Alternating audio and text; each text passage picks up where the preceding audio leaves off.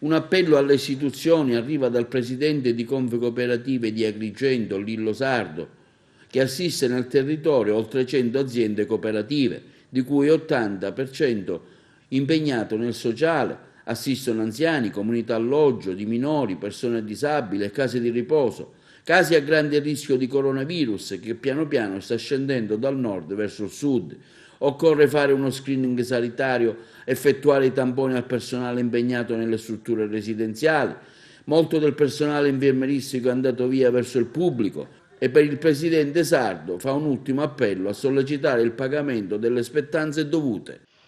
Buonasera a tutti, sono Calogero Sardo, presidente della Confcooperative Territoriale di Agrigento.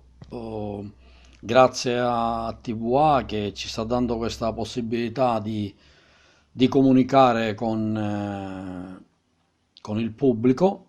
Il nostro appello in questi giorni si è rivolto al prefetto e ai sindaci di tutti i comuni della provincia, alla Protezione Civile e all'ASP. Come voi sapete, l'organizzazione assiste circa 100 cooperative sociali in tutta la provincia, di cui l'80% ha case residenziali, dove assiste anziani, comunità alloggio, centri diurni, minori, tutte con persone disabili e quindi tutte case, diciamo, molto a rischio a seguito del Covid-19 che ha colpito l'Italia e che sta colpendo piano piano, sta allargando ancora anche in Sicilia e in provincia di Agrigento.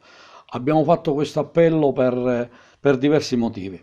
Motivi sono che secondo noi occorre uno screening sanitario per cui la somministrazione di tamponi a tutto il personale impegnato nelle strutture residenziali. Occorre in queste case di riposo, comunità alloggio e centri diurni.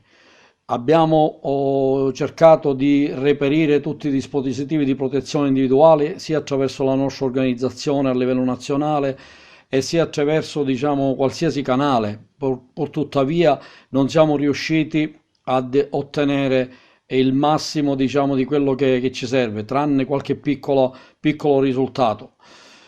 E l'altro problema importante è che noi avevamo tantissime infermiere e a seguito del reclutamento che c'è stato con il decreto da parte del Ministero della Sanità, molti di questi infermieri se ne sono andati presso il pubblico e hanno lasciato le strutture, per cui le strutture sono senza figure infermieristiche. È un allarme che noi abbiamo lanciato a queste personalità, quindi al prefetto, ai sindaci delle varie città dove risiedono le case, alla protezione civile.